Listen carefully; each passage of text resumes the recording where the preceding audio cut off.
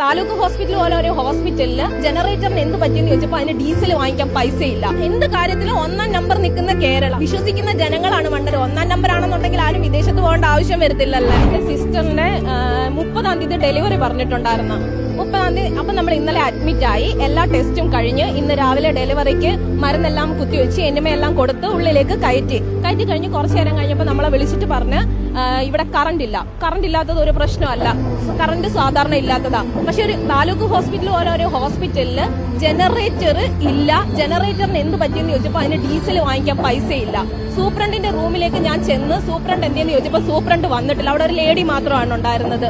നേരത്തെ ഒരാവശ്യത്തിന് വേണ്ടിയിട്ട് ഈ സൂപ്രണ്ടിനെ കാണാൻ ഞാൻ പോയിട്ടുണ്ടായിരുന്നു. എന്റെ ബ്രദർ CRPF-ലാണ് വർക്ക് ചെയ്യുന്നത്.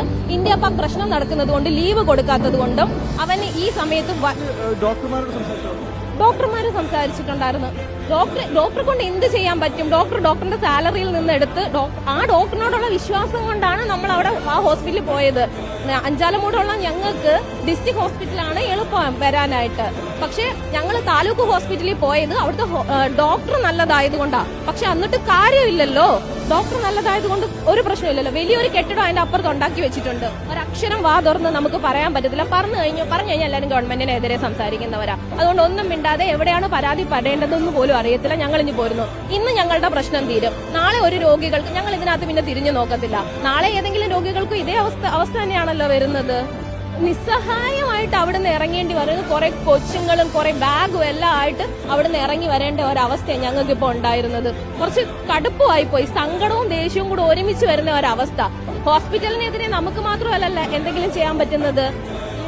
അതിന് അവർക്ക് റൂളുണ്ട്. ഹോസ്പിറ്റലിൽ നിങ്ങൾ ബഹളം വെച്ച് കഴിഞ്ഞാൽ ഇന്നത് ചെയ്യാം. രോഗികൾ ഇവിടെ വന്നിട്ട് എന്ത് ചെയ്യുന്നു? ഡീസൽ വാങ്ങിക്കാൻ പൈസ ഇല്ല എന്നുള്ള ഒരൊറ്റ കാരണത്തിന്റെ പേരില് ഡീസലിന് ഞങ്ങൾ പൈസ പിരിവിട്ട് കൊടുക്കാമെന്ന് പറഞ്ഞു.